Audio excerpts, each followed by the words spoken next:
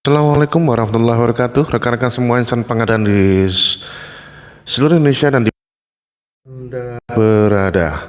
Pada video kali ini, izinkan saya mengulas e-book gratis yang saya sudah bagikan di berbagai grup WhatsApp dan juga di blog dan juga saya spill juga di media sosial. Ini e-book ini saya bagikan gratis untuk siapapun yang ingin menggunakannya. Ambil bagian yang Anda perlukan, buang yang bagian yang Anda bagian yang Anda tidak perlukan, atau ambil seluruhnya atau tidak perlu Anda baca sama sekali. Ya, buku ini berjudul Mengungkap Kerugian Negara, Pembelaan Terhadap Kriminalisasi Pengadaan Barang Jasa. Buku ini dikontribusikan untuk ekosistem pengadaan barang jasa, tidak diperjualbelikan. Oke. Jadi rekan-rekan semuanya tidak saya bacakan keseluruhan ya, karena kalau dibaca keseluruhan juga cukup panjang, tapi izinkan saya untuk menyampaikan poin-poin penting yang di dalam buku ini dan sangat-sangat bagus menurut saya ya, dan bisa digunakan oleh berbagai entitas. Barangkali misalkan para lawyer pengadaan barang jasa, itu saran saya belajar dari buku e-book gratis ini rekan-rekan semuanya. Dan saya mengharapkan profesi pengacara pengadaan barang jasa untuk bisa mulai melirik sektor pengadaan barang jasa untuk memberikan jasa layanannya kepada para pelaku pengadaan yang mengalami potensi dugaan kriminalisasi pengadaan barang jasa. Tentunya adalah buku ini tidak digunakan untuk memberikan pembelaan terhadap oknum-oknum yang memang melakukan murni kerugian negara. Buat saya kerugian negara itu hanya 4: gratifikasi, suap, fiktif, dan ketidaksesuaian spek yang dibayarkan. Yang lain-lainnya buat saya bukan kerugian negara, tapi ya silahkan dinilai sendiri. Nah, sebelum dimulai ada 10 quotes penting dari e-book ini yang saya rangkum ya, bahwa pertama, proses pengadaan yang sah adalah pilar utama dalam memastikan transparansi dan akuntabilitas dalam pengelolaan keuangan negara, di mana menegaskan pentingnya prosedur yang sah dan transparan dalam pengadaan barang jasa. Quotes kedua, kriminalisasi pengadaan tanpa dasar yang kuat hanya akan merusak ekosistem pengadaan publik dan menurunkan kepercayaan para penyedia. Ketiga, evaluasi harga seharusnya dilakukan pada tahap perencanaan dan persiapan, bukan setelah kontrak selesai, seperti halnya kebanyakan yang dilakukan dalam beberapa tahun terakhir ini sebagai metodologi audit bahkan. Keempat, kontrak yang sah menurut hukum adalah mengikat dan tidak dapat dibatalkan hanya karena penilaian harga yang dilakukan setelah pekerjaan selesai. Quotes kelima, kompetensi auditor dalam pengadaan barang dan jasa adalah kunci untuk memastikan bahwa audit dilakukan dengan adil dan profesional. Quotes keenam, penggunaan tenaga ahli independen dapat memastikan integritas dan akurasi dalam proses audit, khususnya dalam pengadaan barang dan jasa. 7. Transparansi dan akuntabilitas adalah elemen kunci dalam pengadaan publik yang baik dan harus dipastikan sebelum kontrak ditandatangani. 8. Analisis harga pasca kontrak yang tidak mempertimbangkan prosedur pengadaan dapat menimbulkan penafsiran yang salah dan ketidakadilan. 9. Fokus utama audit seharusnya pada kepatuhan terhadap prosedur dan output kontrak, bukan pada penilaian harga yang dilakukan setelah kontrak selesai. Ini saya mengangkat isu-isu yang memang banyak terjadi ya. Ke-10, rekomendasi dan solusi yang diusulkan bertujuan untuk meningkatkan kompetensi auditor dan menerapkan praktik terbaik dalam pengadaan publik. Rekan-rekan semuanya, buku ini sebenarnya juga salah satunya saya tujukan untuk sebagai media edukasi para auditor dan pemeriksa yang menjalankan tugas audit, entah itu audit kinerja, audit yang terkait dengan proses pengadaan barang jasa. ya, karena sangat minim sekali ya proses-proses edukasi yang terjadi, apalagi para auditor kita ini maupun pemeriksa ya, pemeriksa, fungsional pemeriksa itu tidak sedikit yang memang nggak punya sama sekali kompetensi, memiliki sertifikat kompetensi level 1 minimal. Seharusnya idealnya ya kalau objek audit kontrak yang diperiksa itu adalah merupakan level kompetensi level 3, maka dia ya supaya berimbang dan tidak salah, maka dia harus punya, karena ini kita berbicara objek prosedur, bukan objek barang jasa. Kalau objek barang jasa kita cukup memanggil ahlinya, misalkan lagi meriksa audit proyek kapal, ya ini kan melihat kita manggil ahli kapal, kita sedang periksa proyek konstruksi, kita manggil ahli konstruksi. Ya, itu adalah objek barang jasa ya, yang merupakan objek audit. Yang saya sampaikan di sini adalah objek prosedur. Objek prosedur bukan objek barang jasa. Kalau objek prosedur ya butuh kompetensi yang bersangkutan. Kalau enggak, wah kacau ini ya. Apa yang manfaat yang diharapkan dari buku ini ya, meningkatkan kesadaran, mengurangi kriminalisasi tidak berdasar, memperkuat pemahaman hukum, mendorong praktik terbaik. Ya. Rekan-rekan semuanya, penegasan saya selaku penulis buku ini bahwa buku ini merupakan hasil dari pemikiran dan pandangan pribadi penulis, tidak mewakili siapapun, yang didasarkan pada pengalaman dan studi akademis. Buku ini tidak mewakili pandangan resmi dan dari lembaga atau organisasi manapun dan tidak ditujukan untuk menjatuhkan pihak manapun. Pandangan yang dituangkan dalam buku ini bersifat konstruktif dengan tujuan untuk memberikan kontribusi positif terhadap pengembangan sistem pengadaan publik yang lebih baik di Indonesia. Oke, saya spill bagian-bagian yang berpotensi penting ya. Oke, latar belakang dari rekan-rekan semuanya. Pengadaan barang jasa merupakan proses yang penting dalam tata kelola. Proses ini mencakup berbagai kegiatan mulai dari perencanaan, pemilihan, pelaksanaan kontrak hingga serah terima. Ya, tujuannya memperoleh barang dan jasa dengan kualitas yang terbaik, ya, harga yang wajar, waktu yang tepat guna mendukung operasional dan layanan publik. Dalam konteks di Indonesia, pengadaan barang jasa diatur oleh berbagai peraturan yang bertujuan untuk memastikan transparansi, akuntabilitas dan seterusnya. Ya.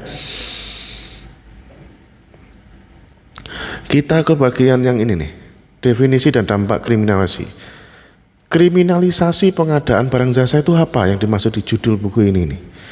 Jadi bagi saya adalah kriminalisasi itu mengacu pada tindakan penegakan hukum yang menganggap adanya pelanggaran atau kejahatan dalam proses pengadaan tanpa dasar yang kuat dan seringkali tanpa memahami konteks dan prosedur yang telah dilalui.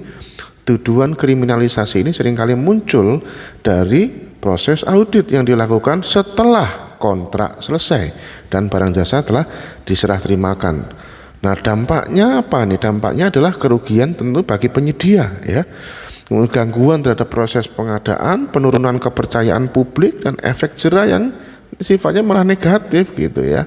Sifatnya negatif. Nah, ini di sini kita sampaikan beberapa contoh studi kasus ya, contoh kriminalisasi. Tapi tidak pada satu kejadian yang kita sebutkan gamblang di sini, tidak. Contohnya di sini adalah kasus penentuan harga yang dianggap mahal. Nah, ini lihat dulu, ini berhubungan dengan witi saya sebelumnya ini ya. Dalam beberapa kasus, auditor menganggap harga barang jasa yang tercantum dalam kontrak terlalu mahal dibandingkan dengan harga pasar yang mereka analisis pada saat audit. Padahal harga tersebut sudah melalui proses pengadaan yang sesuai dengan prosedur dan telah disepakati dalam kontrak. Analisis harga pasar yang dilakukan setelah kontrak seringkali tidak memperhitungkan kondisi dan situasi saat pengadaan berlangsung sehingga menimbulkan penilaian yang tidak akurat. Waktunya beda, tempatnya beda gitu loh. Ya, saya mengangkat isu ini ya karena memang cukup unik kalau melakukan survei pasar setelah pasca kontrak itu sebagai ruang lingkup audit ya. Sepanjang yang saya tahu, audit adalah memastikan setiap rupiah uang negara yang keluar sesuai dengan hak dan kewajibannya. Ya, bukan ngurusin komponen pembentuk harga kontrak lagi gitu.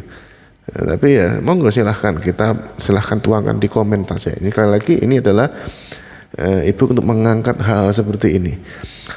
Kedua, ini kasus volume input dan volume output. Nah ini apalagi nih beberapa tahun terakhir ini begini nih ya. Ya, kasus di mana auditor menghitung kerugian negara berdasarkan volume input yang digunakan dalam proses pengadaan, seperti bahan baku atau tenaga kerja, bukan berdasarkan volume output yang dihasilkannya. Ya, contohnya misalnya dalam proyek konstruksi, auditor menghitung jumlah bahan bangunan yang digunakan daripada menilai kualitas dan ketahanan bangunan yang dihasilkan. Ya, ini jelas melanggar prinsip pengadaan yang berorientasi pada keluaran atau output, pemaketan ya. Pasal 20 Perpres 16 tahun 2018, Junto Perpres 12 tahun 2021. Pasal 20 orientasi pemaketan pengadaan barang jasa itu karakteristiknya adalah pemaketan gitu. Nanti kita jelaskan lebih dalam lagi. Nah, untuk memperkuat argumentasi saya, di dalam e-book ini kita sertakan beberapa macam teori dan praktek terbaik dalam pengadaan publik. Semoga ini menambah wawasan kita bersama rekan-rekan. Pada pengadaan publik yang efektif dan efisien itu harus berlandaskan pada teori-teori yang telah terbukti serta best practice yang diterapkan secara konsisten. Beberapa teori yang bisa kita ambil di sini adalah teori kontrak teori. Teori ini menekankan pentingnya pemenuhan syarat-syarat sahnya kontrak, yaitu kesepakatan para pihak, kecakapan untuk membuat perikatan, suatu hal tertentu, dan suatu sebab yang halal. Kontrak yang sah adalah mengikat dan harus dijalankan dengan itikat baik. Prinsip pacta sunt servanda. Dari kedua, teori transparansi dan akuntabilitas. Teori ini menggarisbawahi pentingnya keterbukaan informasi dan tanggung jawab dalam setiap tahap pengadaan. Transparansi membantu mencegah praktek korupsi, sementara akuntabilitas memastikan bahwa setiap tindakan dan keputusan itu dapat dipertanggungjawabkan.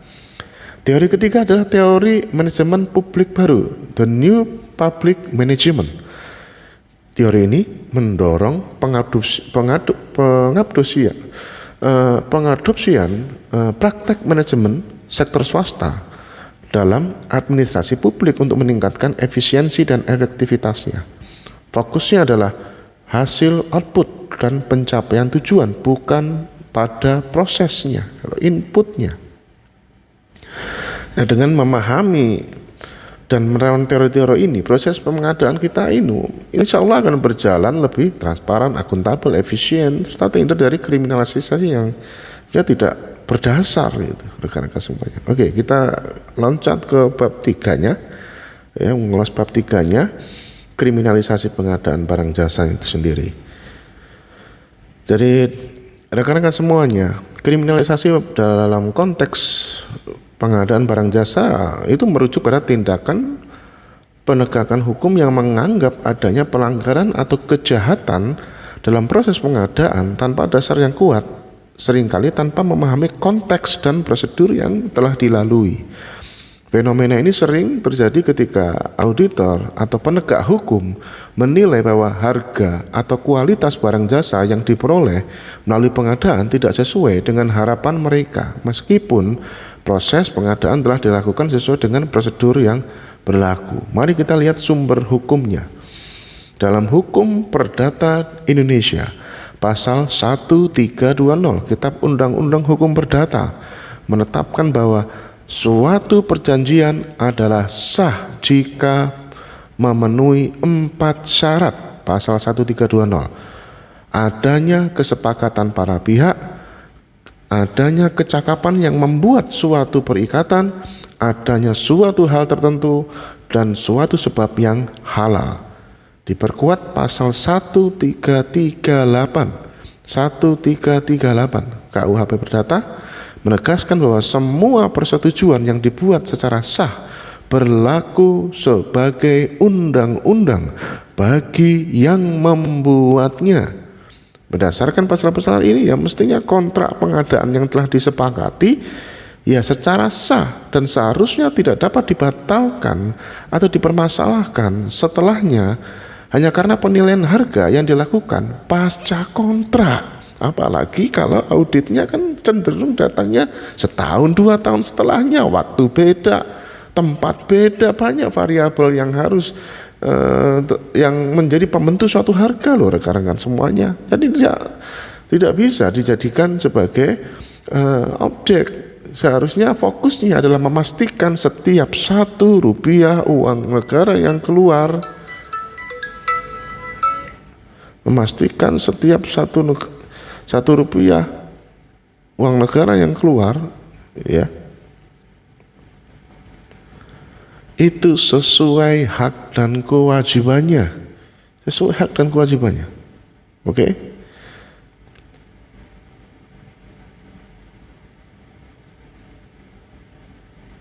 Apa dampaknya kriminalisasi ini terhadap ekosistem pengadaan?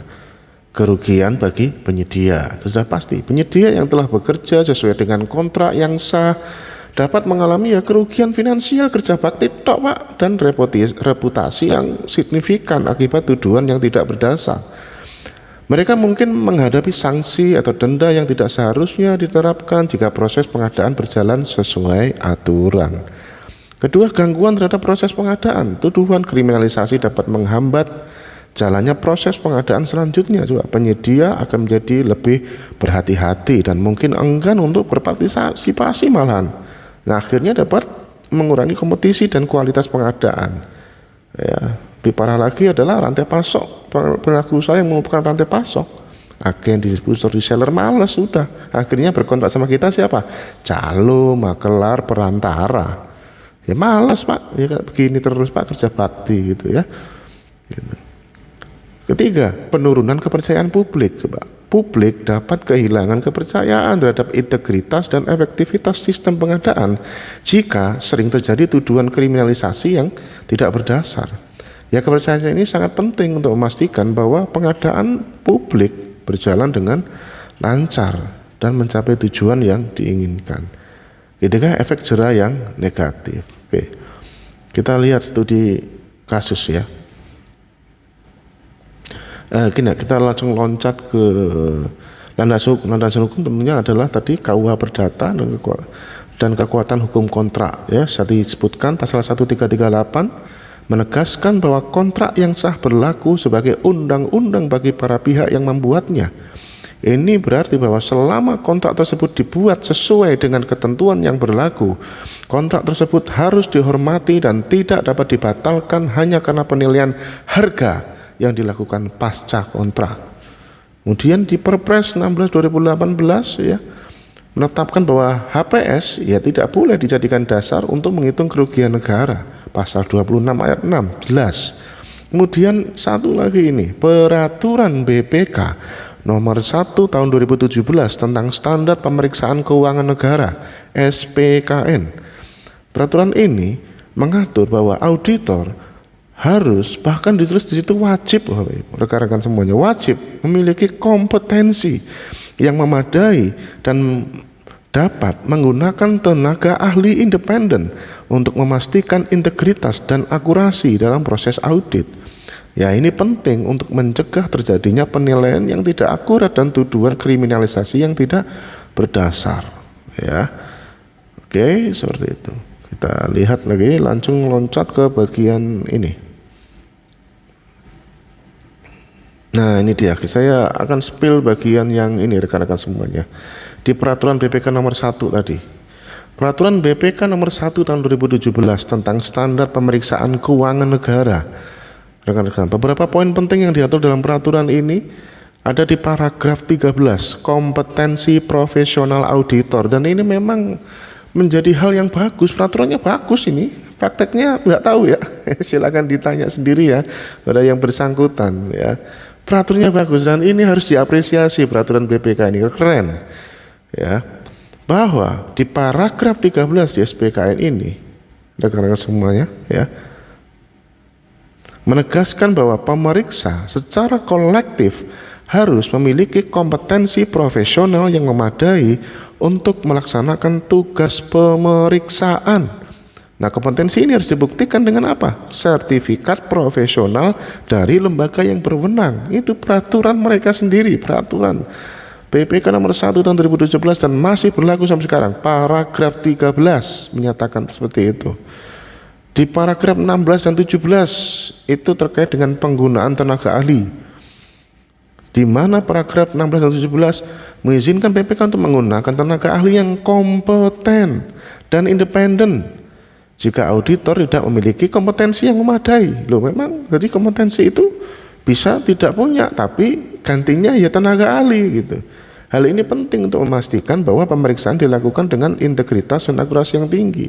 Jadi kalau sebuah konsep temuan yang melahirkan sebuah angka, suatu pengembalian kepada negara, apalagi nilai miliaran, yang tanpa melewati rekomendasi dari tenaga ahli, sementara yang bersangkutan bahkan sertifikat kompetensi level 1 saja nggak punya, ini menjadi potensi-potensi yang bersifat dugaan kriminalisasi jatuhnya.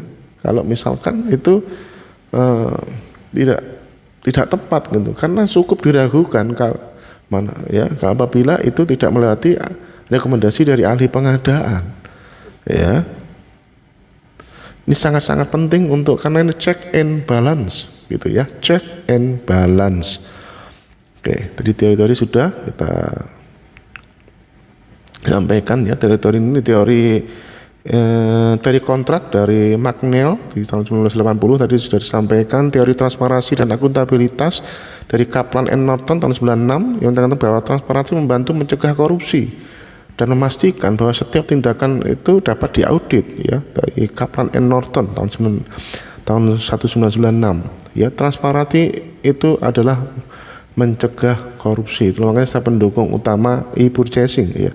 Dan New Public Management teorinya Osborne dan Gabler tahun 92 itu menekankan pentingnya fokus pada output dan pencapaian tujuan ya. New Public Management kita ini ya harus adaptif rekan-rekan semuanya. Ini buku tahun 92 saja sudah menjelaskan. Makanya judul auditnya sekarang itu sebenarnya kita audit berbasis kinerja. Judul auditnya. Jangan sampai hanya judul auditnya doang, tapi isinya kagak. Audit berbasis input gitu. Audit adalah audit berbasis kinerja, bukan? Kemudian teori public value, teorinya Moore tahun 95 menyatakan bahwa tujuan utama pengadaan publik itu menciptakan nilai bagi masyarakat. Ya, teori nilai publik. Apa aja nilai ini maksudnya? Kualitas, keandalan, dan keberlanjutan. 3 ya, kualitas, keandalan, dan keberlanjutan, sustainable, quality, kemudian keandalan dan keberlanjutan. Teori nilai publik dari Moore tahun 95. Ini teori yang sudah hampir 10 tahun rekan-rekan semuanya ya. Nah, ini bagian yang paling saya suka nih rekan-rekan semuanya ya. Saya bisa menyebutnya sebagai 11 kesalahpahaman ya, 11 kesalahpahaman audit dalam hal potensi kriminalisasi ini rekan-rekan semuanya. Dan ini sangat-sangat mungkin menimbulkan potensi-potensi ini. 11 kesalahan audit menurut pandangan saya. Pertama, pengadaan laptop untuk kantor. Analoginya, ketika membeli laptop untuk kantor, yang diperiksa adalah spesifikasi teknis laptop yang diterima. Prosesornya benar enggak, RAM-nya benar enggak, kapasitas penyimpanannya benar enggak, bukan malah nanyain berapa banyak komponen internal seperti chipnya habis berapa, sirkuitnya habis berapa yang digunakan oleh pabrik, nanya ke pabriknya, nanya ke agen distributor. Itu adalah bagian dari komponen harga pokok produksi, bukan objek audit. Bukan objek audit, bukan malah nanya ini chipnya, sirkuitnya dari pabrik. Ya, itu adalah sesuatu yang harus dikoreksi rekan-rekan semuanya ya. Yang diperiksa ya seperti kalau kita beli barang, orang pengadaan barang jasa kok malah ngurusi komponen, harga, pokok, produksi, bukan objek audit. Ya, analogi kedua, jasa pelatihan. Saat mengadakan jasa pelatihan, yang dievaluasi adalah kualitas dan hasil pelatihan yang diberikan kepada peserta sesuai yang tertuang dalam spesifikasinya atau KAK-nya misalkan swaklola. Bukan berapa banyak slide atau materi yang digunakan oleh pelatih. Itu terlalu berbanyak berfokus pada komponen input dalam sebuah ruang lingkup. Ingat kembali pasal 20 tadi gitu. Ini analogi ya, ini sebuah analogi. Yang tiga, pengadaan perangkat medis. Dalam pengadaan perangkat medis seperti mesin ultrasound, yang penting adalah apakah mesin itu berfungsi sesuai spek dan mendapatkan gambar yang diagnostik secara akurat. Bukan malah yang diperiksa berapa banyak logam atau plastik yang digunakan untuk pembuatan mesin tersebut. Itu. Sekali lagi, harga pokok produksi atau bagian dari volume input bukan menjadi objek audit. Objek auditnya adalah volume output. Makanya ini kita berikan 11 analogi nih untuk ini bukan sebuah kisah yang sebenarnya, ini analogi, semoga tidak salah memahami ini ya. Itu. Kita analogi yang keempat, pengadaan konsultan manajemen. Ketika mengadakan jasa konsultan manajemen, yang dinilai adalah efektivitas rekomendasi, solusi yang diberikan oleh konsultan, bukan ngurusin berapa lama waktu yang dihabiskan oleh konsultan dalam menyusun laporan, gitu ya. Konsultan manajemen ini kita nyarinya value for money, bos, bukan mahal waktu yang dihabiskan oleh konsultan, tiketnya habis berapa, hotelnya habis berapa, malah sibuk ngurusin itu ya. Ini volume output nih. Kelima, ini saya meluruskan tujuan auditnya itu sendiri, audit berbasis kinerja. Audit berbasis kinerja. Koreksi jika saya salah, bukankah itu auditnya? Ya. Analogi kelima, pengadaan bahan bangunan untuk konstruksi.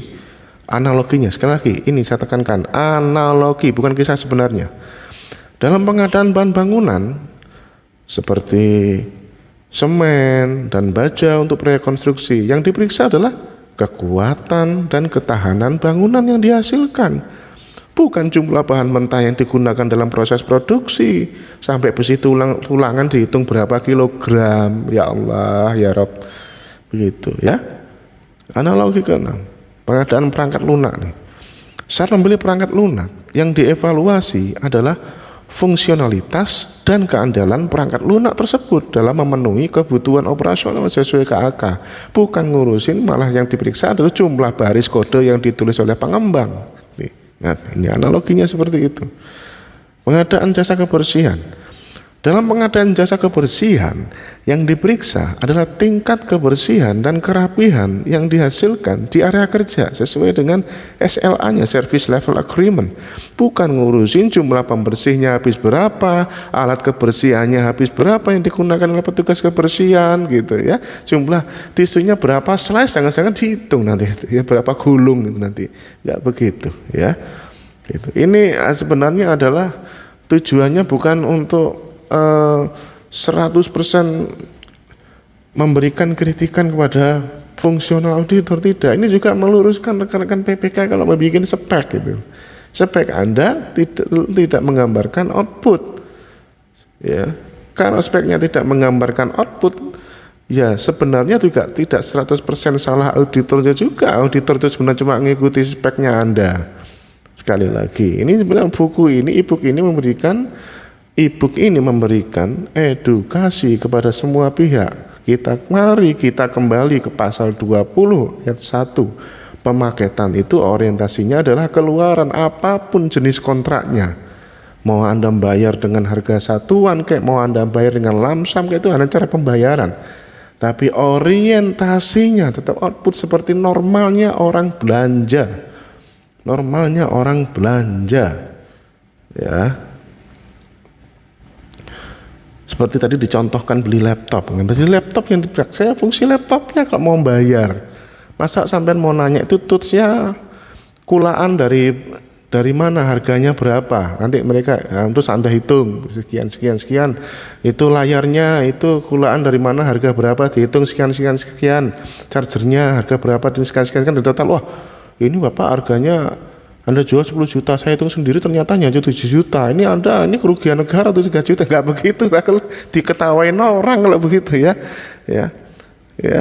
karena yang namanya harga pokok produksi ya itu adalah bagian dari proses produksi industrialisasi, bukan bagian dari belanja. Belanja itu adalah apa yang ditawarkan, kemudian pasar merespon, PPK merespon, deal, dan memastikan tidak ada digratifikasi, tidak ada suap, tidak ada fiktif, dan tidak ada ketidaksesuaian spek yang dibayar. Itu, oke. Saya berikan analogi yang lain lagi nih. Pengadaan sistem keamanan.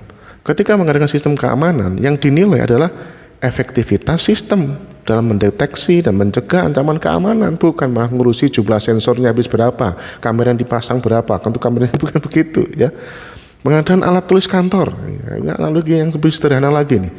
Dalam pengadaan alat tulis kantor ya seperti pena, kertas, yang diperiksa ya kualitas dan kawitan alat tulis itu, bukan jumlah tinta atau jumlah tinta. Terus serat kertas yang digunakan dalam produksi, waduh, gitu. Nah, jangan pula nanti beli kertas 100 nanti yang dipakai, yang ternyata dari 100 itu ada 2 rim rusak, terus rusak kerugian negara, enggak begitu. Bukan yang saya pernah sampaikan berkali-kali, yang namanya PPK itu melakukan pengeluaran keuangan negara berdasarkan apa yang disediakan. Makanya di dalam Perpres tentang pengadaan pemerintah disebut sebagai penyedia, karena memang dasar pengeluaran keuangan negara adalah berdasarkan apa yang disediakan, bukan yang dipakai. Nanti jangan pula beli kertas 100 rem dipakai di kantor, kan mestinya kalau bagian itu ngeprint aja ada yang salah kan, misalnya salah atau sobek atau apapun lah, katakanlah dari 100 rem itu 2 rem, terus 2 rem suruh balikin duitnya gitu kan, enggak gitu, ya. Nah, tetap aja penyedia berhak untuk dibayar 100 rem, bukan karena 2 remnya kita salah make, misalkan ya, kita ternyata nggak dipakai, salah ngeprint, terus hanya dibayar 98 rem gitu, nggak begitu, ya. Karena tetap toko ATK menyediakan 100 rem, kita bayar 100 rem. BPK melakukan pengeluaran keuangan negara berdasarkan apa yang disediakan, makanya disebut sebagai penyedia, vendor, itu supplier, rekanan, gitu ya. Analogi 10 nih, saat mengadakan layanan transportasi yang dievaluasi ya ketepatan waktu dan kenyamanan perjalanan yang diberikan kepada pengguna, bukan jumlah bahan bakarnya habis berapa, suku cadang digunakan oleh penyedia layanan transportasi yang tidak berbasis output tadinya. Ya, ke-11 ini adalah analogi favorit saya, nasi goreng, ya. Ketika belanja nasi goreng 100 bungkus, yang diperiksa ya spesifikasi teknis dan volume nasi gorengnya, bukan ngurusin cabenya habis berapa, bawang putihnya habis berapa. Fokus pada hasil akhir yang diterima, bukan bahan yang digunakan. Jadi dengan memahami dan menerapkan landasan hukum serta teori-teori akademis ini, mestinya proses pengadaan itu dapat berjalan dengan lebih transparan, akuntabel, dan efisien, ya. Karena semuanya itu beberapa teori-teori, ya, beberapa literatur yang saya sertakan di sini untuk memperkuat argumentasi saya tadi, ya. Di bab 5 ini saya mempertegas, di buku ini adalah mempertegas prinsip legalitas dan keabsahan kontrak, ya. Kontrak merupakan landasan utama dalam pengadaan barang jasa. Keabsahan kontrak ditentukan oleh 4 syarat yang diatur di pasal 1320 Kitab Undang-Undang Hukum Perdata, yaitu apa? Kesepakatan para pihak, ya, kecakapan untuk membuat perikatan, suatu hal tertentu, dan suatu sebab yang halal. Kesepakatan para pihak, kontrak harus dibuat berdasarkan kesepakatan antara kedua belah pihak yang menandatangani kontrak. Kesepakatan ini mencerminkan bahwa kedua belah pihak memiliki pemahaman yang sama mengenai hak dan kewajiban yang diatur dalam kontrak. Kedua, terkait dengan kecakapan untuk membuat perikatan. Para pihak yang menandatangani kontrak harus memiliki kecakapan hukum untuk membuat perikatan. Ini berarti ya mereka harus dewasa, tidak berada di bawah pengampuan, dan memiliki kapasitas hukum untuk melakukan tindakan hukum. Suatu hal tertentu artinya apa? Kontrak harus menyebutkan objek atau hal tertentu yang menjadi subjek perikatan. Objek ini harus jelas dan dapat ditentukan. Keempat, suatu sebab yang halal. Kontrak harus memiliki sebab yang halal dan tidak bertentangan secara hukum, kesusilaan, dan ketertiban umum. Nah, diperkuat lagi berdasarkan pasal 1338 bahwa semua perjanjian yang dibuat secara sah berlaku sebagai undang-undang bagi mereka yang membuatnya. Ini berarti ya bahwa kontrak pengadaan yang telah disepakati secara sah harus dihormati dan dijalankan sesuai dengan ketentuan yang ada di dalamnya. Nah, bagaimana implementasinya dalam proses pengadaan? Prinsip legalitas dan keabsahan kontrak itu ya sangat penting untuk memastikan bahwa semua tahapan dalam proses pengadaan dilakukan sesuai dengan hukum yang berlaku. Implementasi prinsip ini yang mencakup beberapa aspek nih: transparansi dalam penyusunan kontrak, kepatuhan terhadap peraturan pengadaan, pengawasan dan evaluasi, penyelesaian sengketa. Nah, di sini saya tambahkan beberapa teori lagi untuk memperkuat argumentasi ini, ya. Teori akademis yang mendukung prinsip legalitas dan keabsahan berkontrak. Semoga dengan teori-teori ini benar-benar memperkuat argumentasi bahwa kita semua harus menghargai, menghormati suatu perikatan, gitu. Ini sekali lagi berbeda dengan urusan gratifikasi, suap fiktif itu lain, gitu. Ya. Semoga dengan seperti ini pun juga tidak ada lagi besok-besok kalau audit itu malah lebih banyak waktunya dihabisin untuk survei ke pabrik, survei ke ekspedisi, gitu ya. Bukan begitu ya. Ada beberapa teori yang 4 teori yang ya untuk memperkuat argumentasi ini. Kontrak teori. Teori ini menekankan pentingnya pemenuhan syarat-syarat sahnya perkontrak, ya, dari teorinya McNeil 1980 tadi yang sudah dibahas. Kontrak adalah instrumen yang mengatur bahwa hubungan antara para pihak dan harus dilaksanakan dengan etikat baik. Kedua, teori kepatuhan hukum, legal compliance theory. Teorinya Kaplan dan Norton 96 tadi menyatakan bahwa kepatuhan hukum membantu mencegah korupsi dan memastikan bahwa setiap tindakan dapat diaudit. Teori risk management teori. Teori ini menekankan pentingnya identifikasi, penilaian, dan mitigasi risiko dalam proses pengadaan.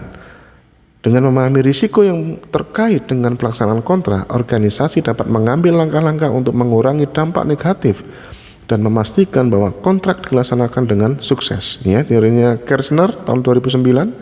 Ya, yang intinya adalah manajemen risiko adalah komponen penting dari manajemen proyek yang efektif. Keempat adalah good governance theory. Teorinya dari Mulkan 2000. Tata kelola yang baik adalah kunci untuk mencapai hasil yang efisien dan efektif dan efisien dalam pengadaan publik. Ya, karena semuanya. Oke, kita mempertegas lagi analogi-analogi tadi, rekan-rekan semuanya. Di dalam bab 6 ini kita mengulas sekarang bab 6. Jadi untuk mempertegas fenomena-fenomena yang tadi kita sudah sampaikan mengenai evaluasi harga atau survei pasar gitu ya. Bahwa evaluasi harga dalam pengadaan atau survei pasar dalam pengadaan itu ya, itu semestinya areanya adalah area perencanaan dan persiapan, bukan baca kontrak. Perencanaan dan persiapan itu langkah awal yang sangat penting dalam proses pengadaan barang jasa, ya. Dan tahap ini ya mencakup berbagai kegiatan yang bertujuan untuk mengidentifikasi kebutuhan, menetapkan anggaran, dan mempersiapkan dokumen pengadaan. Nah,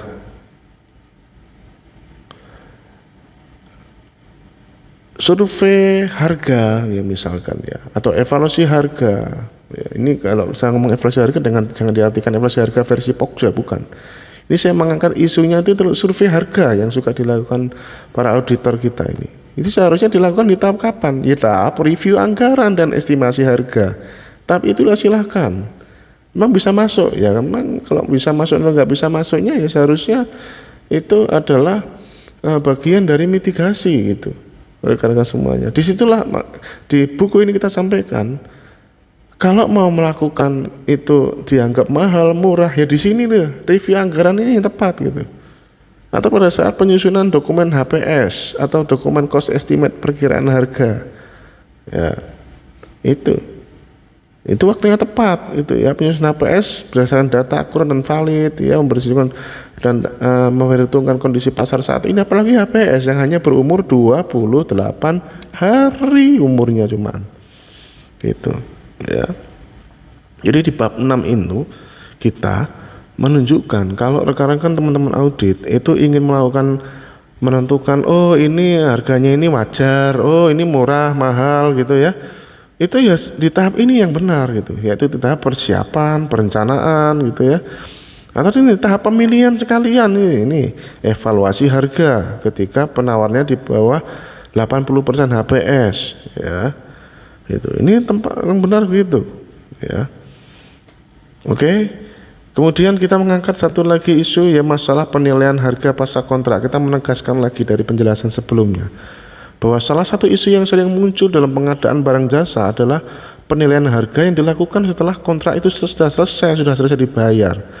Penilaian ini ya seringkali digunakan sebagai dasar untuk menyatakan kerugian negara yang dapat mengarah pada kriminalisasi. Nah ini kita terapkan argumentasi ini, analisis harga pasar versus harga kontrak nih. Penilaian harga pasar kontrak yang dilakukan berdasarkan analisis pasar saat audit ya seringkali tidak memperhitungkan kondisi dan situasi saat pengadaan dilakukan, dan seharusnya malah tidak boleh gitu ya.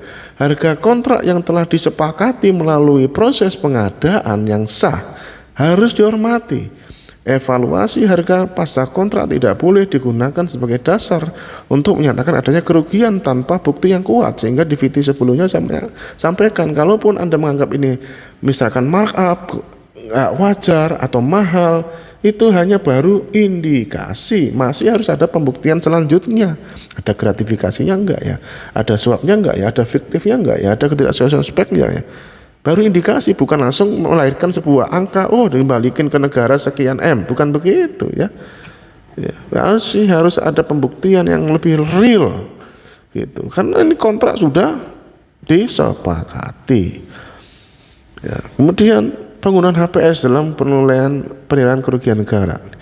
HPS tidak boleh dijadikan dasar untuk menghitung kerugian negara. Penggunaan HPS dalam penilaian kerugian negara ya menimbulkan kesalahan dan ketidakadilan ya. Kenapa? Karena HPS adalah perkiraan awal yang dapat berbeda dengan harga akhir gitu. Nah ini saya sampaikan beberapa teori-teori yang mendukung ya argumentasi ini. Argumentasi ini sebenarnya tidak perlu menggunakan teori karena sudah melakukan peraturan ya. Tapi tidak ada salahnya buku ini memberikan argumentasi secara akademis gitu ya, yang tadi sudah berkali-kali disampaikan. Dipertegas lagi di sini teori kontrak dari McNeil, ada teori transparansi dan akuntabilitas dari Kaplan and Nathan tahun 96, kemudian teori manajemen risiko dari Kersner tahun 2009, teori nilai publik dari Moore 95 itu ya. Karena semuanya kita mengulas ke bab 7 nih, markup dalam pengadaan. Ya, coba definisi markup itu apa gitu ya. Istilah markup dalam pengadaan barang jasa itu merujuk pada penambahan biaya atau harga di atas harga aslinya atau harga pasarnya.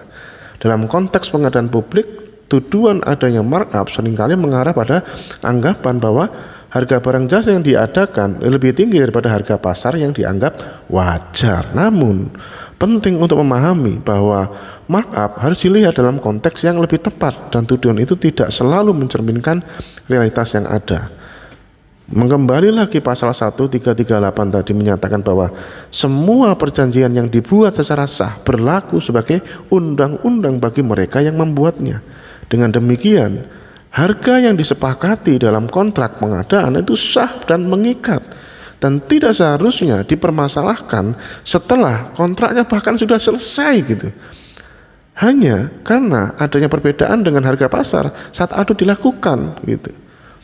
Nah, pada bagian ini izinkan saya melakukan suatu kritikan yang membangun, insya Allah. Penggunaan istilah markup ini seringkali problem karena alasannya kenapa? Perbandingan yang tidak tepat. Ya, ada 3 alasan setidaknya. Alasan pertama itu perbandingan yang tidak tepat. Harga yang tercantum dalam kontrak pengadaan seringkali dibandingkan dengan harga pasar saat audit yang sudah pasti berbeda dengan kondisi pasar saat pengadaan dilakukan. Pasar itu dinamis dan harga itu bisa berubah seiring waktu, sehingga perbandingan ini sudah pasti nggak akurat. Di dalam buku kerja e-purchasing yang saya tulis saja, setidak-tidaknya untuk bisa mencapai satu kesimpulan harga yang terbaik ada 6 variabel yang lain malahan. Ya, speknya, kemudian layanan purna jualnya, garansinya, lokasinya, stoknya, dan banyak faktor, tempatnya, rekan-rekan semuanya. Jadi ini alasan pertama, perbandingan yang tidak tepat, tidak apple to apple. Kedua, tidak mempertimbangkan kondisi pengadaan. Pengadaan barang jasa melalui proses tender itu melibatkan berbagai faktor. Ada faktor kualitas, ketersediaan, spek, waktu.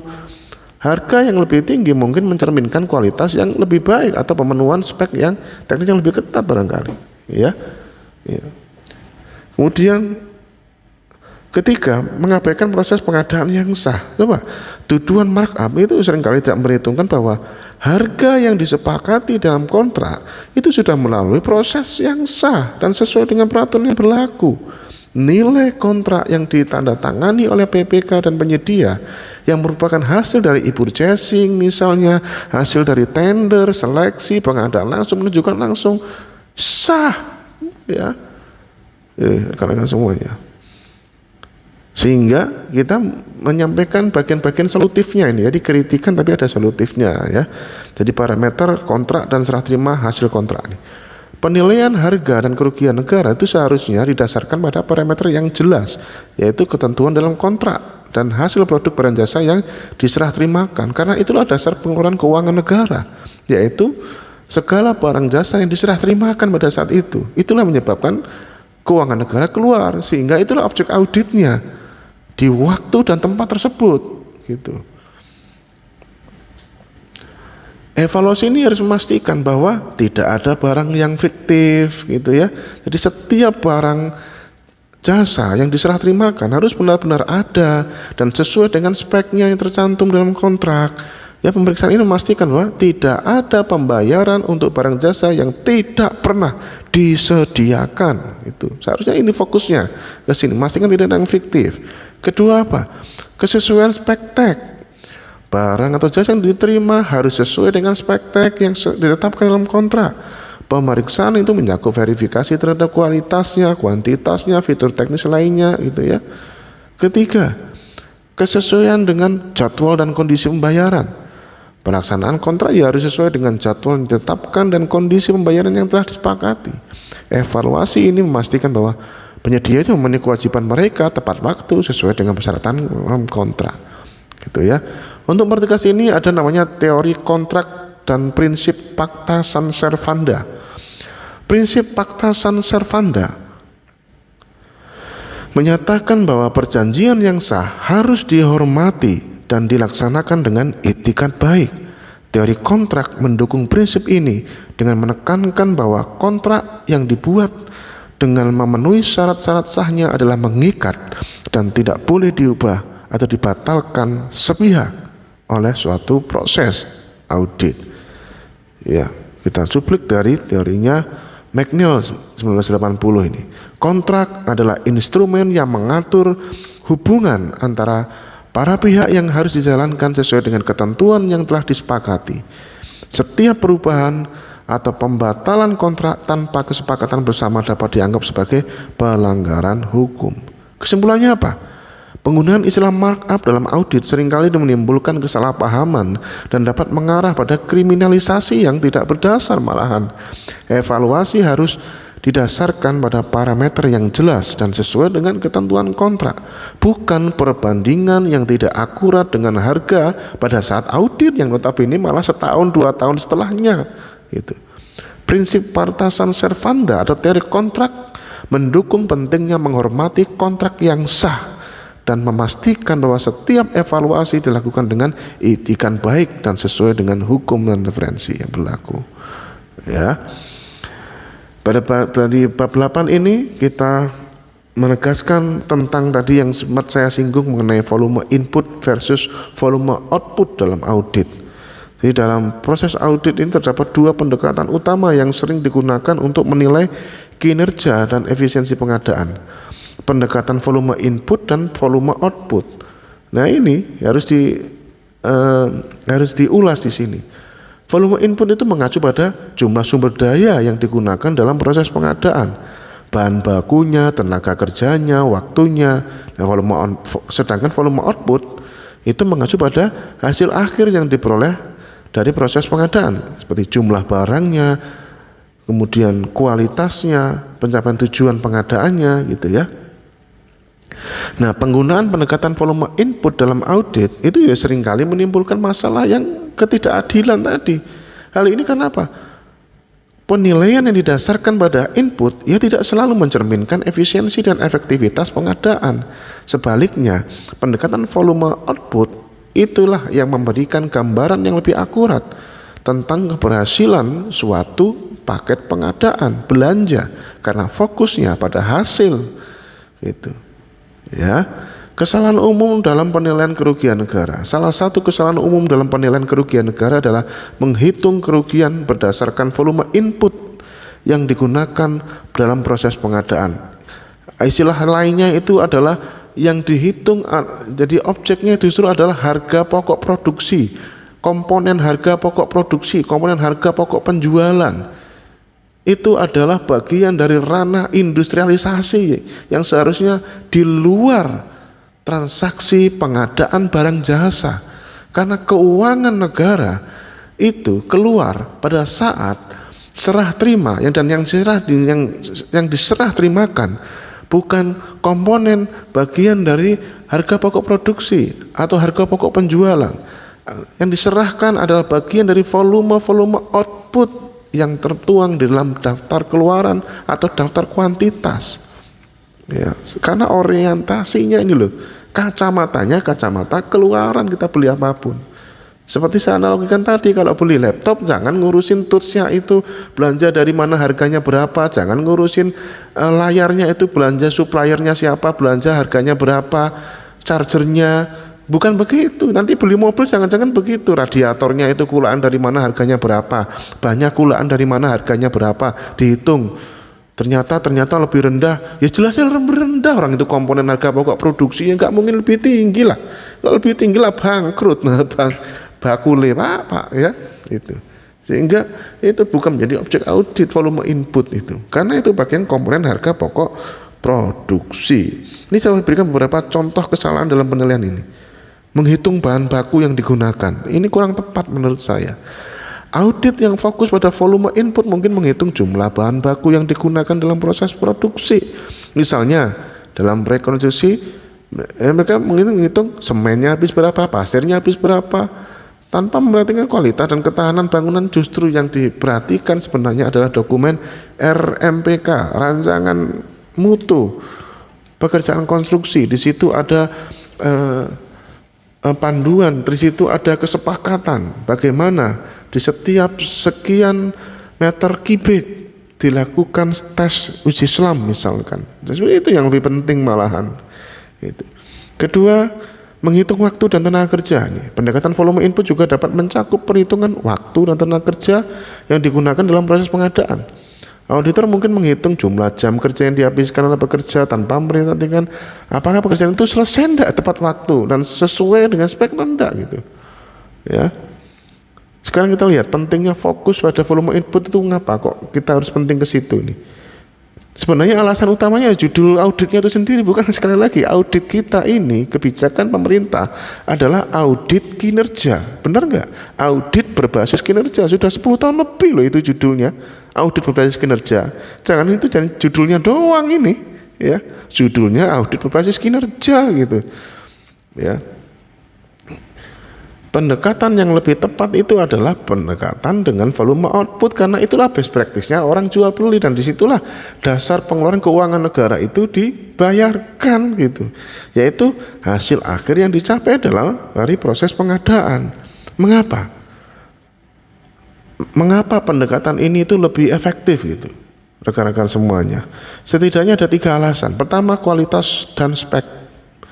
Volume output, ya, mencakup evaluasi terhadap kualitas dan spek barang jasa yang diterima. Auditor memastikan bahwa barang jasa yang diterima sesuai dengan ketentuan kontrak, termasuk spek tek, jumlah, kualitas. Ya, pendekatan ini membantu memastikan bahwa tujuan pengadaan itu tercapai gitu. Alasan kedua, efisiensi dan efektivitas pengadaan. Fokus pada volume output memungkinkan auditor untuk menilai efisiensi dan efektivitas pengadaan secara lebih akurat. Misalnya dalam pengadaan layanan kebersihan, yang penting seberapa bersih service level agreement-nya, kerapian area kerja setelah layanan diberikan, bukan jumlah alat kebersihan yang dipakai, itu sabun habis berapa, pel habis berapa gitu ya. Gitu. Ini contoh-contoh analoginya. Ya, kita berikan contoh yang lain lagi ini. Ya, penegasan yang lagi ini sengaja, kalau saya buku ini ada bagian-bagiannya sengaja saya ulangi, karena sebenarnya ini adalah teori doktrin gitu ya. Ini adalah cara saya menulis buku yang sifatnya mendoktrin sesuatu. Ada bagian yang perulangan yang berharap pembaca mengulang lagi untuk lebih mantap gitu ya. Ini analoginya, laptop tadi, menghitung jumlah komponen internal yang digunakan dalam pembuatan laptop. Itu kalau input. Kalau output, menilai apakah laptop terima memenuhi spek gitu. Ya, kalau jasa pelatihan, kalau input itu menghitung jumlah setnya habis berapa.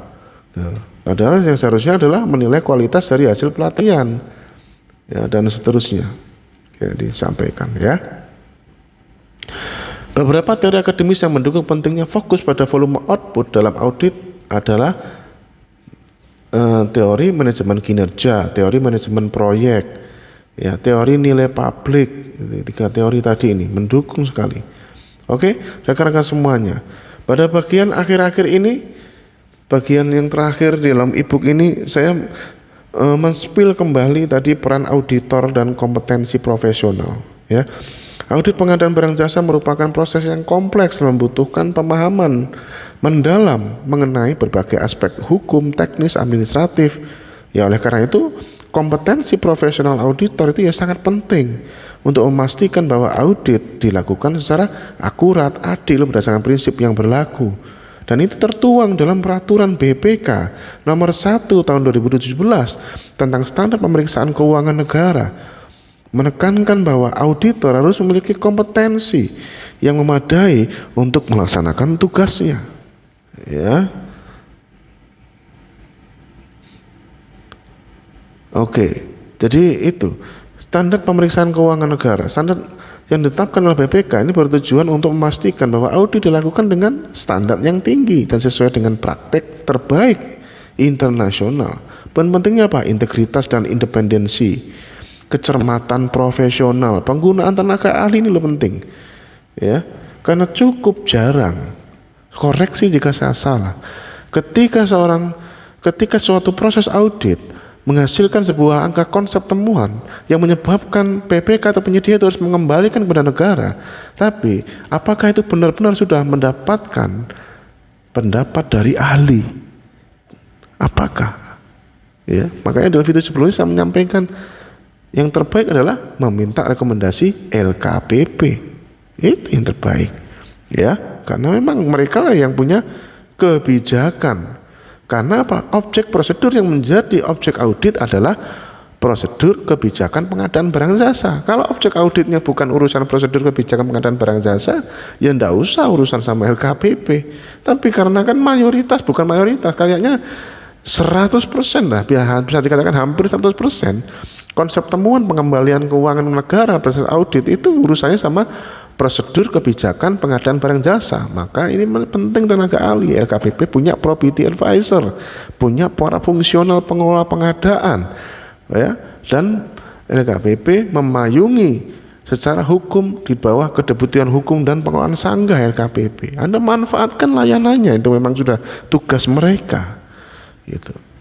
Ya, dalam beberapa kasus auditor mungkin memerlukan bantuan dari tenaga ahli untuk menangani aspek-aspek teknis atau khusus dari proses pengadaan. Ya, tenaga ahli ini dapat berasal dari berbagai bidang, teknis, hukum, keuangan, gitu ya. Contoh penggunaan tenaga ahli kalau teknis dalam pengadaan barang, teknis seperti perangkat medis atau teknologi informasi. Tenaga ahli teknis dapat membantu auditor menilai apakah barang yang diterima sesuai dengan spesifikasi yang ditetapkan dalam kontrak. Aspek hukum, tenaga ahli hukum dapat membantu menilai kepatuhan terhadap peraturan pengadaan. Nah, ini perlu para property advisor, para fungsional pengelola pengadaan yang memang sudah kompetensinya di situ. Ini yang saya maksud aspek hukum, ini kan proses kebijakan pengadaan barang jasa, gitu. Aspek keuangan, ya tenaga ahli keuangan dapat membantu dalam analisis biaya dan penilaian kewajaran harga yang ditawarkan. Dan ini juga sekali lagi aspek keuangan membutuhkan kompetensi, ya, membutuhkan kompetensi. Seperti yang dituangkan dalam teori kompetensi inti, core kompetensi teori.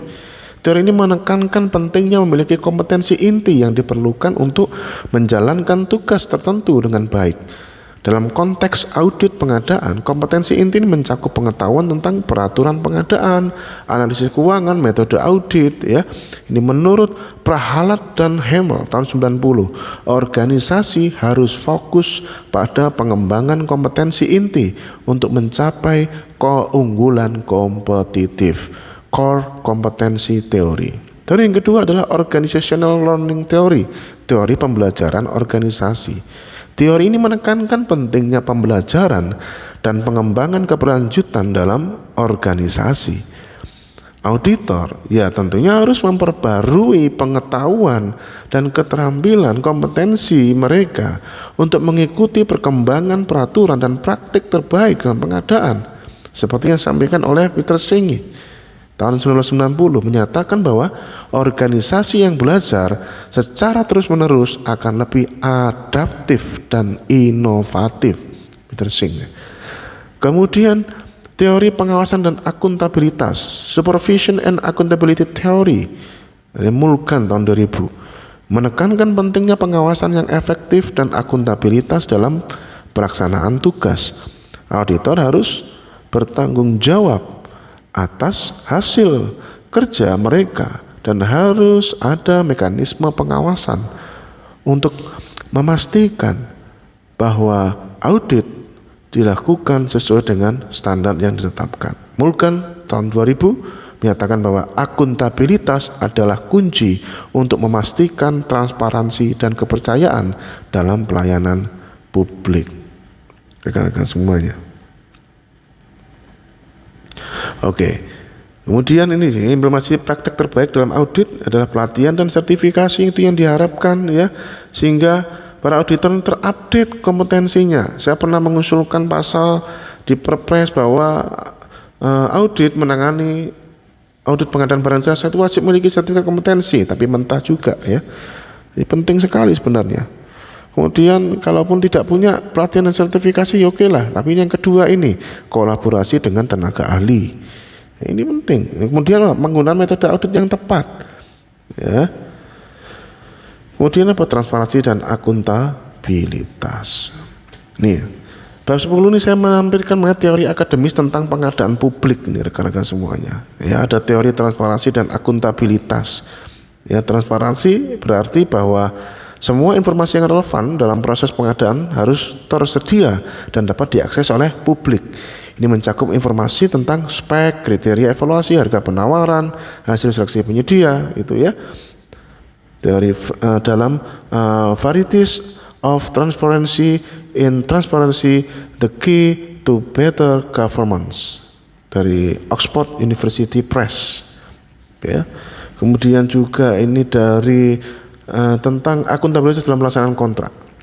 Ya, dikutip dari Analyzing and Assessing Accountability, Conceptual Framework European Law Journal, akuntabilitas bahwa Berarti bahwa setiap pihak yang terlibat dalam pengadaan itu harus bertanggung jawab atas tindakan dan keputusan mereka.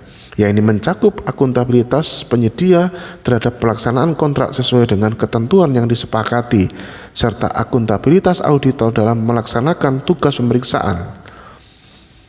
New Public Management yang tadi kita sudah singgung, kita tekankan lagi di New Public Management yang kita kutip dari How the Entrepreneurial Spirit is Transforming the Public Sector dari Edison Wesley di tahun 92, bahwa NPM New Public Management ini rekan-rekan semuanya dari New Public Management ini menekankan pentingnya mencapai efisiensi dalam penggunaan sumber daya publik dan efektivitas dalam pencapaian tujuan pengadaan. Kemudian juga NPM ini menyinggung tentang peningkatan kinerja. Dikutip dari A Public Management for All Seasons, Public Administration tahun 91, bahwa NPM juga mendorong indikator kinerja untuk mengevaluasi hasil pengadaan. Indikator ini dapat mencakup kualitas barang jasa, kepuasan pengguna, penghematan biaya, penggunaan indikator kinerja. Begitu. Kemudian teori nilai public value theory. Ya, ini ya. Teori nilai publik ini menekankan bahwa tujuan utama dari pengadaan publik itu untuk menciptakan nilai bagi masyarakat. Ini berarti bahwa pengadaan harus dilihat dalam konteks yang lebih luas, terlalu sempit gitu, jangan tersempit itu. Itu apa nih? Ciptaan nilai gitu. Jadi ya, dikutip dari Creating Public Value Strategic Management in Government dari Harvard University Press tadi.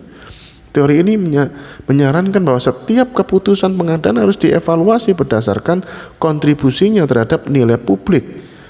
Ini bisa mencakup berbagai aspek ya, keberlanjutan lingkungan, peningkatan kualitas hidup dan penciptaan lapangan kerja. Kemudian apa? Keterlibatan publik. Dari Public Value Management, A New Narrative for Network Governments, American Review of Public Administrations tahun 2006. Keterlibatan publik dalam proses pengadaan juga merupakan elemen penting dalam teori nilai publik. Dan juga berbagai teori-teori yang lain. Ada risk management teori, identifikasi risiko, kemudian penilaian dan mitigasi risiko. Dari project risk management, process, techniques, and insight. Setelah risiko diidentifikasi, langkah selanjutnya adalah dampak dan kemungkinan terjadi risiko tersebut. Nah, bagaimana penerapan teori-teori dalam praktek pengadaan ini? Beberapa langkah untuk menerapkan teori-teorinya apa? Pengembangan kebijakan dan prosedur, kemudian melakukan pelatihan dan pengembangan kompetensi, pemantauan dan evaluasi, keterlibatan stakeholder. Tuh, karena semuanya. Di bab 11 saya mengambil isu terkait dengan penggunaan tenaga ahli ini, karena semuanya. Ya, tenaga ahli ini supaya bab 11 ini mulai membiasakan dan mengharapkan besok-besok proses audit, ya libatkan tenaga ahli, anggarkan. Kalau teman-teman auditor itu mengaudit, anggarkan, minta. Seperti kalau aparat penegak hukum minta saksi ahli, sama dengan itu sebenarnya.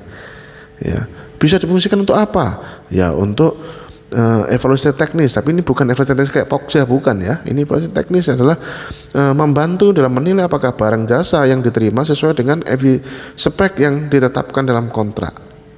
Ya. Lebih fokus ke situ. Mereka memiliki pengetahuan mendalam tentang teknologi, metode produksi, standar kualitas yang relevan, gitu ya. Gitu. Penilaian hukum, analisis keuangan, dan seterusnya. Ya. Apa sih keuntungan menggunakan tenaga ahli dalam proses audit ini? Pertama, akurasi dan validitas, itu jelas.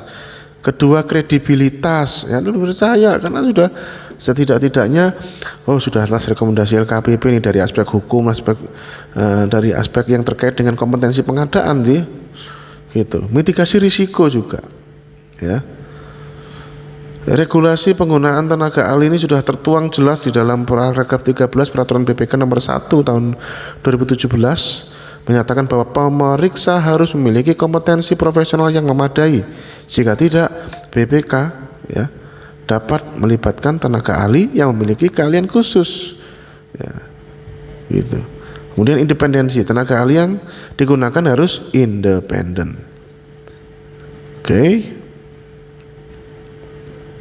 Kan semuanya sekali lagi tidak semua saya bahas ya di rekan-rekan semuanya. Di bagian-bagian berikutnya saya mengulang lagi ini rekomendasi untuk meningkatkan kompetensi auditor ini apa ini? Ya, pelatihan dan sertifikasi keberlanjutan. Ayo nih teman-teman auditor. Ya. Auditor harus mengikuti pelatihan yang terstruktur dan memperoleh sertifikasi yang relevan. Ya, apalagi kalau prosesnya proses PBJ, ya harus mau tak mau. Kalau barang jasanya tidak perlu, karena yang namanya audit itu ya siap tugas di segala macam instansi pemerintah ya. Ya jangan nanti semuanya ikut harus enggak. Tapi ini kan yang perlu punya itu adalah objek audit yang merupakan prosedurnya, bidangnya, yaitu regulasi pengadaan barang jasa, kan medianya ini. Itu kalau objek barang jasanya ya tinggal manggil ahli. Apalagi kalau ini regulasi pengadaan barang jasa ini harus update gitu ya. Gitu. Oke, di bawahnya ini ada berbagai tambahan-tambahan tulisan yang saya tambahkan ya. Dan situlah rekan-rekan semuanya secara keseluruhan ya, dari apa yang kita sampaikan, berbagai macam isu yang sekali lagi ini adalah tulisan pribadi yang pada prinsipnya ingin memberikan kontribusi nyata kepada ekosistem pengadaan barang jasa di Indonesia ya, bahwa pada prinsipnya rekan-rekan semuanya audit adalah bagian dari filter yang positif. Kerugian negara yang dikeluarkan dari suatu proses audit hendaknya adalah berlebih banyak berfokus untuk memastikan setiap Rp1 uang negara yang keluar sesuai dengan hak dan kewajibannya. Audit tidak berfokus kepada harga pokok produksi, kepada harga pokok penjualan, pada harga satuan kontrak yang sudah disepakati, tapi lebih banyak berfokus kepada memastikan tidak ada gratifikasi atau suap, memastikan tidak ada tindakan fiktif, memastikan bahwa apa yang sudah dibayar sesuai dengan speknya. Jika rekan-rekan semuanya membuat atau menemukan suatu hal yang bersifat markup, itu normal, tapi itu jadikan hanya sebagai indikasi. Masih harus dibuktikan lagi lebih lanjut bahwa itu dipastikan tidak ada yang fiktif dan sesuai dengan spek, tidak ada gratifikasi, tidak ada kickback, cashback ataupun istilahnya suap. Oke, rekan-rekan semuanya, demikian, sukses selalu.